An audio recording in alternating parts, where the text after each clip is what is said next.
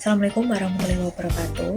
Pada kesempatan kali ini, saya akan membahas mengenai tokoh pemimpin inspiratif di era modern, yaitu Nadiem Makarim, serta membahas tentang gaya kepemimpinannya dan teori-teori kepemimpinan yang telah saya pelajari.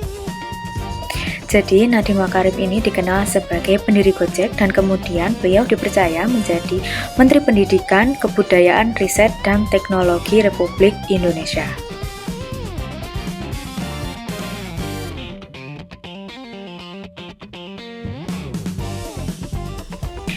Ia menjadi salah satu menteri termuda dalam kabinet dan membawa pendekatan baru dalam birokrasi pemerintahan, terutama dalam kebijakan Merdeka Belajar.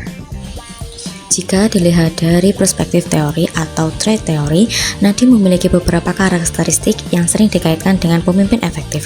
Pertama, kecerdasan dan kemampuan analitis yang kuat terlihat dari latar belakang pendidikannya dan kemampuannya membangun perusahaan teknologi besar. Kedua, keberanian mengambil resiko karena ia berani keluar dari zona nyaman dari dunia startup untuk masuk ke birokrasi pemerintahan. Ketiga, yaitu visi yang jelas tentang pentingnya inovasi dan digitalisasi dalam pendidikan. Namun, kepemimpinan tidak hanya dilihat dari sifatnya, tetapi juga dari perilakunya. Jika dianalisis melalui teori perilaku atau behavior theory, Nadiem menunjukkan kombinasi orientasi tugas dan orientasi relasi.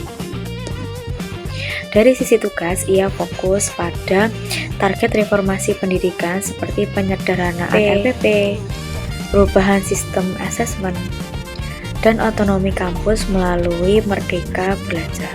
Kemudian dari sisi relasi, ia berusaha membangun komunikasi yang lebih santai dan terbuka dengan guru serta mahasiswa. Bahkan ia sering juga menggunakan media sosial sebagai sarana komunikasi dengan publik. Selanjutnya, jika dikaji melalui teori transformasional, gaya kepemimpinan Nadiem sangat relevan dengan kepemimpinan transformasional, yaitu di mana menekan visi, inspirasi, dan perubahan sistem. Nadiem membawa visi perubahan besar dalam pendidikan Indonesia, yaitu menciptakan sistem yang lebih fleksibel, inovatif, dan berpusat pada peserta didik.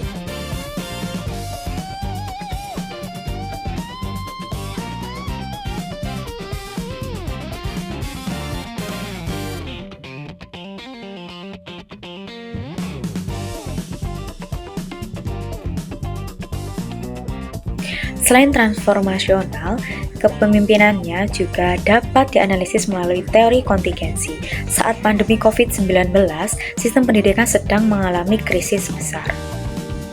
Dalam situasi tersebut, kebijakan pembelajaran daring dan fleksibilitas kurikulum menunjukkan bahwa gaya kepemimpinannya menyesuaikan dengan konteks situasi. Ini menunjukkan bahwa efektivitas kepemimpinan itu sangat dipengaruhi oleh kecocokan gaya dan kondisi. Namun tentu saja setiap gaya pasti memiliki tantangan. Pendekatan transformasional seringkali menghadapi resistensi dari sistem birokrasi yang sudah lama berjalan. Selain itu, perubahan besar pasti juga harus memiliki sistem eksekusi yang kuat agar visi tidak hanya menjadi wacana. Jadi alasan saya memilih Nadiem Makarim adalah karena ia merepresentasikan pemimpin di era digital yang adaptif dan inovatif. Ia menunjukkan bahwa kepemimpinan modern membutuhkan kombinasi antara visi, kemampuan manajerial, dan pemahaman konteks sosial. Baik, sebagai kesimpulan, bahwasanya gaya kepemimpinan Nadiem Makarim cenderung transformasional dengan dukungan pendekatan perilaku dan kontingensi.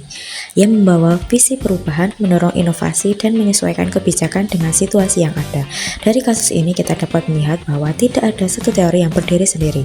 Pemimpin yang efektif biasanya memadukan beberapa pendekatan dengan penyesuaian kebutuhan.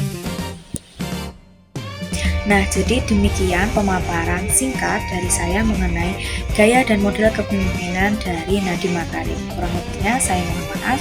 Wassalamualaikum warahmatullahi wabarakatuh. I just had to let you know you're